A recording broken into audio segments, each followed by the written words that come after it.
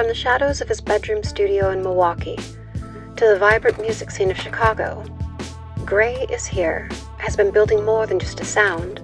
He's been building a movement. With original production, fearless vulnerability, and a genre-blurring approach, Grey is Here is pushing the boundaries as a music artist. At the heart of it all is his unshakable message. Music is a lifeline for mental health and a rallying cry for those navigating the storm.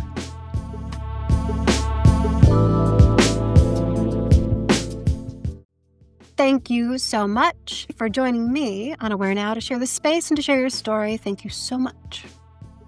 Thank you. I appreciate that. Those who are just meeting you, very first time, if you had to introduce yourself, not as an artist, but as a person behind the music, who are you? Besides, Grey is Here. Man, I don't know. I'm just me, and that's kind of hard to explain.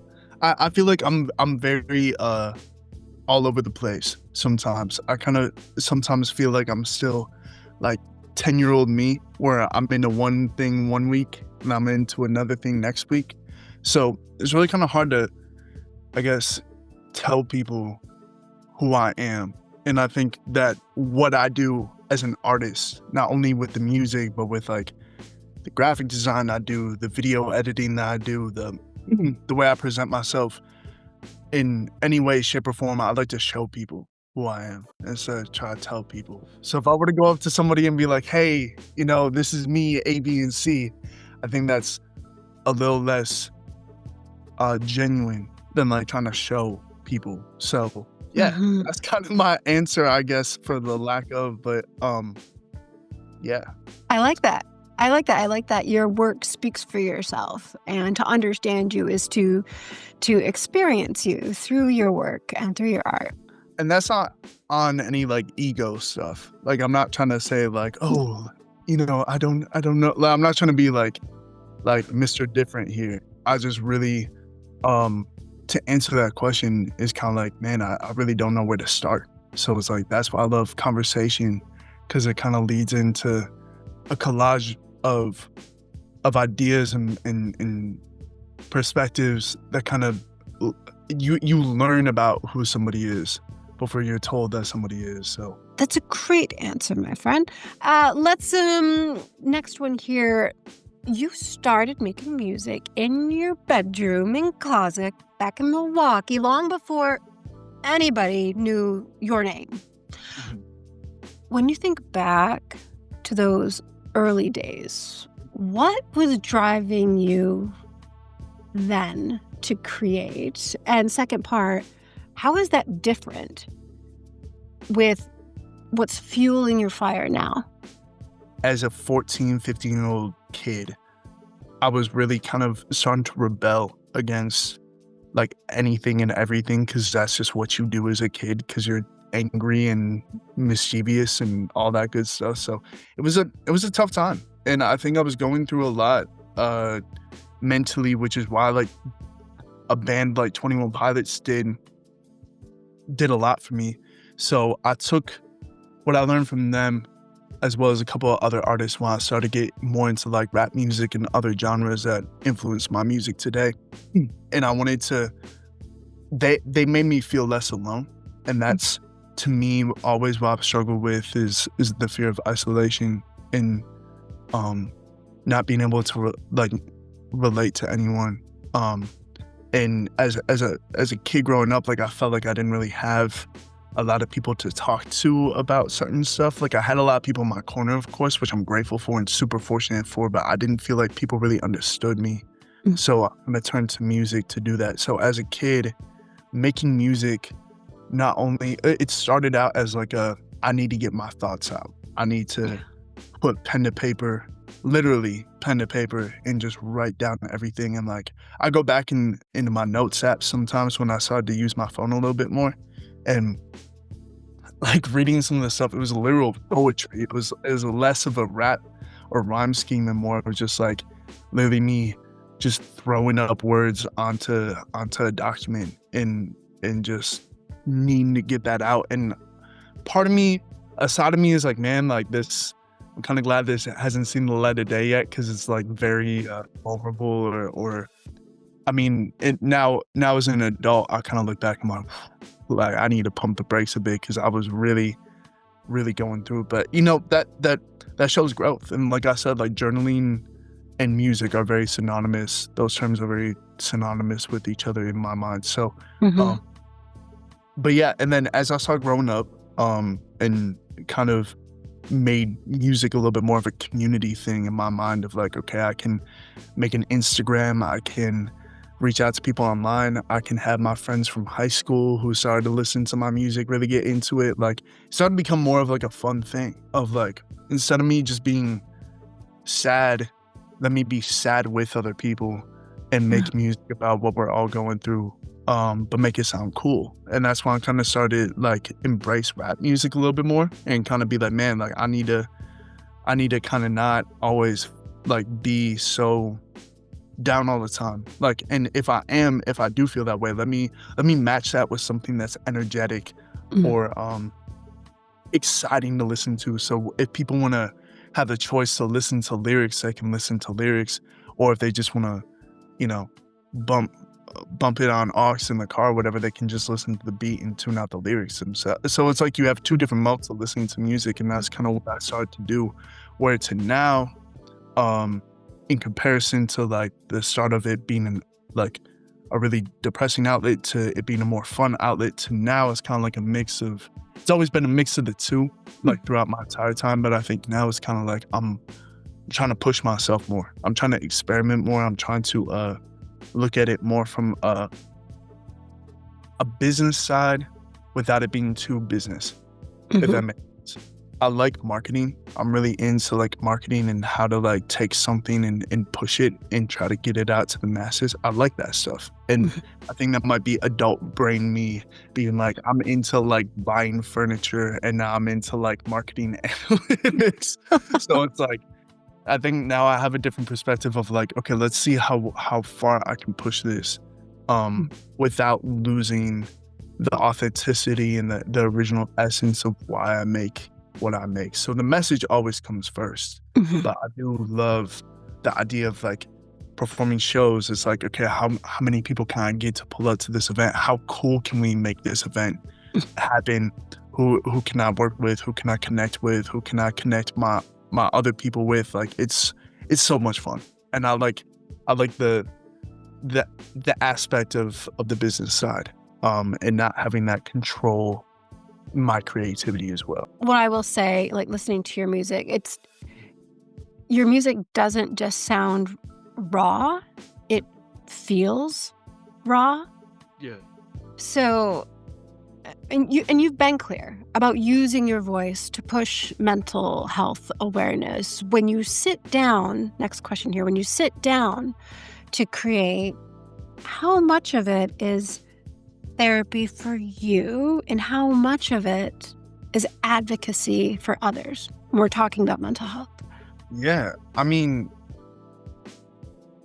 a balance of both, I guess. Like, there are songs that my last full-length album, which is called Dragon Scale T, and that came out with Above the Tide about a year later. Those two projects are very personal to me. And I think for me to, like, a lot of the time when I was making those, I would talk about specific things that no one else would get except me. Or if I made a song about a specific situation or a specific person, I didn't directly say it, but I knew that if that person listened to that song, they'd be able to get what I'm trying to reach out to them about. So I think there is like a little bit of like cryptic underline, like, yeah, this is for me or about me. But also that's the whole reason why I started making music in the first place, is because I wanted to talk about things and have an indirect conversation with somebody, so that even though it's about me a lot of the time in terms of what I'm going through, the message is more so about the idea that nobody is truly alone in what they go through. In terms of like similarities and like respect for the situation. Because like I think that the idea of mental health and having so many conversations with so many people that I care about, so many people that I've just met, like there's so many different situations I've been through where I've realized that like the essence of feeling alone is it transcends just one meaning. You know, sometimes people like there will always be something that like you and I will go through that like nobody can touch. Ain't nobody just like relate to or be like, I went exactly through that exact same thing, or I feel that exact same way. But there are people out there that can at least try to support you or have something to relate to that. And I think that that's what's important, is because in my mind as a kid, I always felt like I was so evil and so like not even to sound corny, but misunderstood. And you know, I still struggle with this imposter syndrome, which I have a song on this album I'm working on called that. That's literally about struggling to accept the good parts of myself and allow myself to understand that I'm okay, or that this isn't something to freak out about all the time, and to slow down.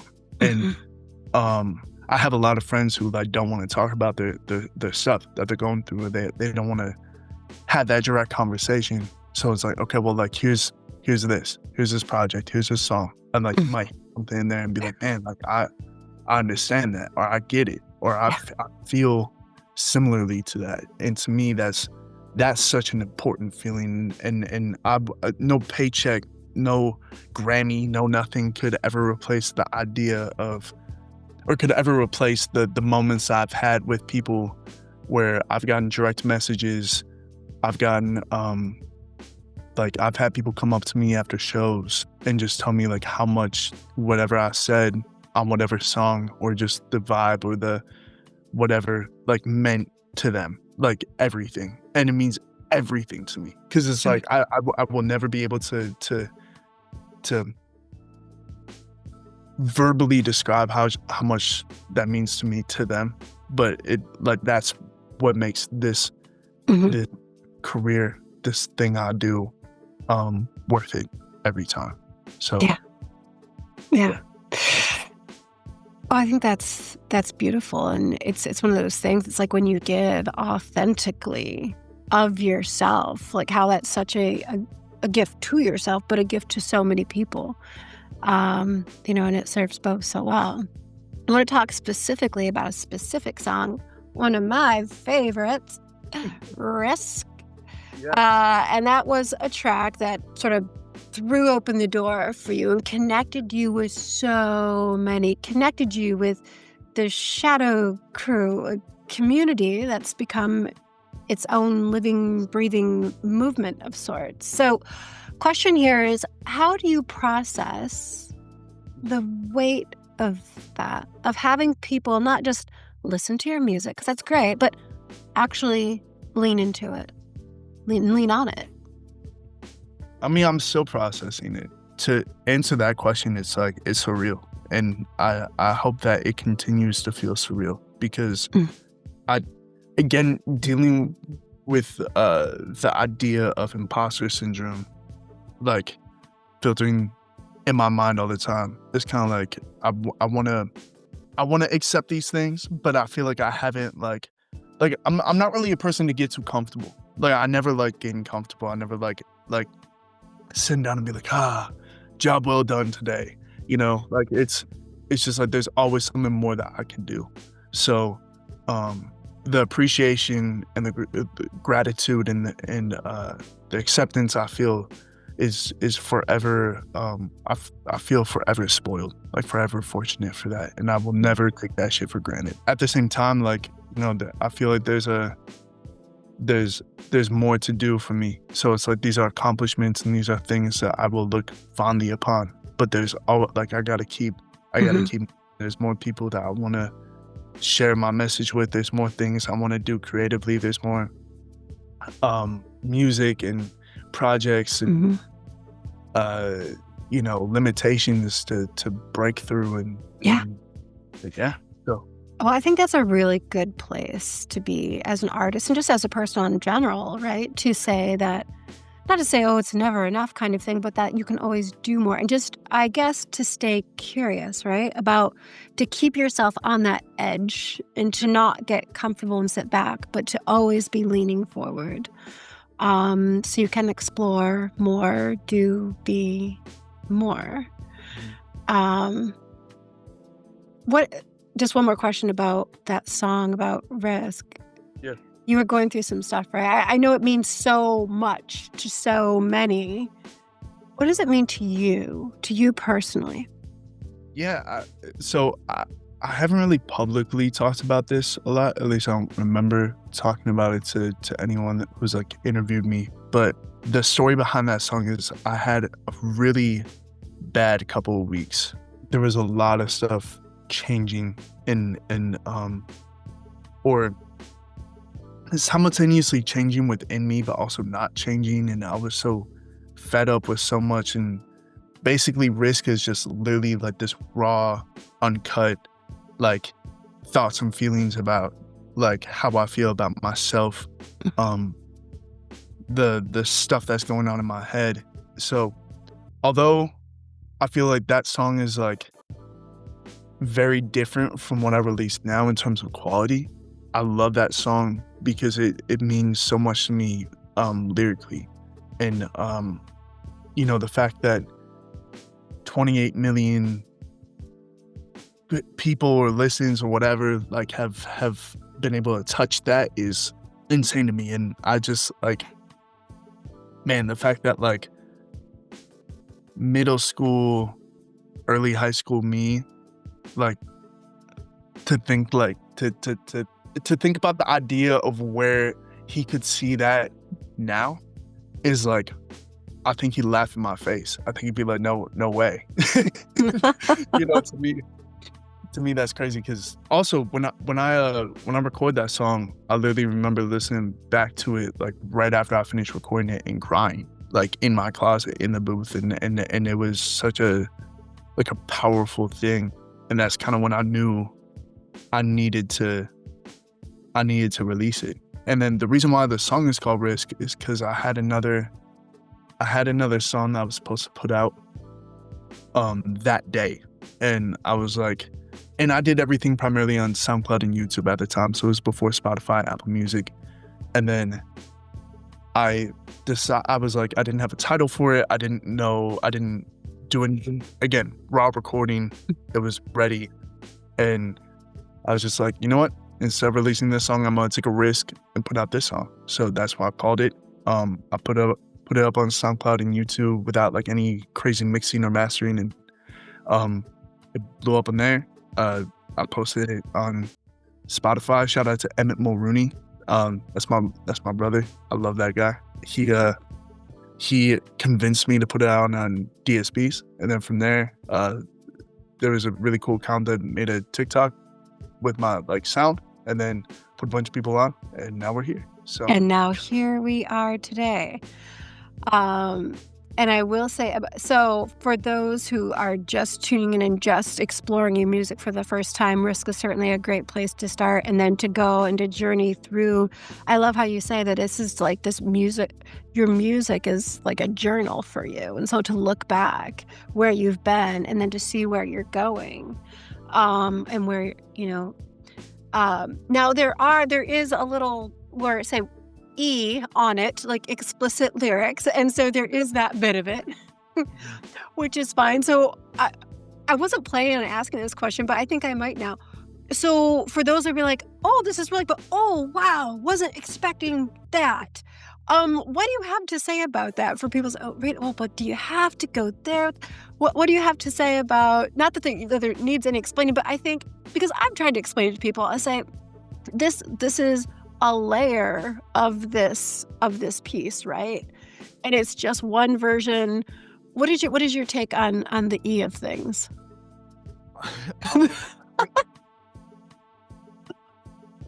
I think explicit lyrics and cursing is a call to attention. And not necessarily just to like be like, hey, look at me, shock factor, but it's like it provides emotion to something. One of my favorite stories, real quick, is that one of my aunt on my dad's side. Like, I love her to bits. She's from a small town and doesn't listen to rap music at all.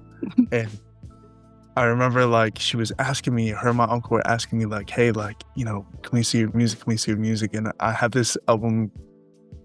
Like, I eventually showed it to them. When I realized it was a bad idea is because one of my first albums that I put out, technically my second album, it's called If I Died That Night Part 1. And it's a really, like, intense title, but to me, like, that was such a meaningful thing. And I remember she read it out in front of, like, everybody in the room, like, out loud. And it was just like, that doesn't sound like it should be coming out your mouth right now. And that freaks me out really bad. So, like, there's certain things that, like, I feel like when I go back home, or it's like Thanksgiving and I'm telling people about what I'm doing, which is all support at the end of the day, even if people don't understand. But it's like, you know, it does show me, like, oh man, like, this is an outside perspective, which I like. Like, I like having that duality of things, because, you know, if I'm around my friends and people who vibe with me and my music all the time, then it's like I don't really get that outside, like, worldview of, like, oh, what is this kid even saying right now? What is going on? You know? So it's cool. Well, and I love that. I mean, like you were saying before, people want to listen to the music, people want to listen to the lyrics, people want to, like, there's different entry points, right, to what you produce, and people can tune in and get from it, take from it what they need or what they're craving. And the fact that you have those different layers, and even when you and I had talked previously about, like, some of these jazz influence that are there, and that it's not this status quo of a thing that you make, that it's just this real, raw, organic expression. Yep. And that it does have so many layers, and that you're not, you know, playing by a certain set of rules, that you're creating your own as you go, and you're giving yourself permission to do that, as more people should. So I really respect that. So I do have one more question for you today. When people strip away the artistic production, the genre bending, the shadowy pirate energy that's in your music, what is the one truth that you hope they carry away with them after listening to your music? Question. That's a loaded question. I know it. That's something I'd ask on, like, on a really, like, stoic. Do we need different lighting for this conversation? Yeah, for this question? Well, like, I love profound questions like that. I love stuff that, like, makes me think. What I want people to take away from anything that I say or do or make is that just, you're not alone. That community feeling of, like, somebody gets it, or I, you know, I feel this, like, and actually feel it, is an addictive, euphoric feeling. And that's also part of the reason why I'm such a consumer with the art that I make and the art that I listen to, because I can never get enough of things. Because every day, like, I'll find a song or a project that will pique my interest, and then I'll be like, man, and then sometimes I'll listen to the lyrics and be like, I feel exactly like that. Get out of my head. And it's crazy, but it's like those like eureka moments of, like, oh my God, I found the next, like, that to me is beautiful. Kind of like the conversation with a friend opposed to the conversation with a counselor. That's how I kind of want people to look at me as. Yeah. It's just like, I'm just a dude who I'm not a rapper. I'm not really, like, anything to put myself in a box. I'm just somebody who makes shit that I think is cool. And I'm lucky enough to have a platform where other people think is cool. So, you know, at the end of the day, whether you're famous or just starting on something fun, like, we're all equal. At the end of the day, I don't think anyone's a god. I don't think anyone's, like, the chosen one. We're all just, you know, trying to get by. And at the end of the day, like, life starts and life ends. And throughout my life, I just kind of want to make something special to just, like, live in the hearts of other people, so that hopefully that life doesn't end too soon, you know, and that potential is still there for Yeah. anyone and everyone has it. So, you know, no Mhm. excuse. No excuses. And you don't need an excuse, my friend, because you've already created a lot of things that really resonate with people and remain with people, certainly with me. And I know so many people out there, and you're just at the beginning. So I'm super excited to watch you on your journey, to hear you, to feel you on this journey of yours. Thank you for sharing your story here today. Thank you for sharing your music. Thank you for helping all of us become a bit more aware now. Thank you so much. Got you. Thank you guys so much. This was awesome. This is so sick. You are awesome.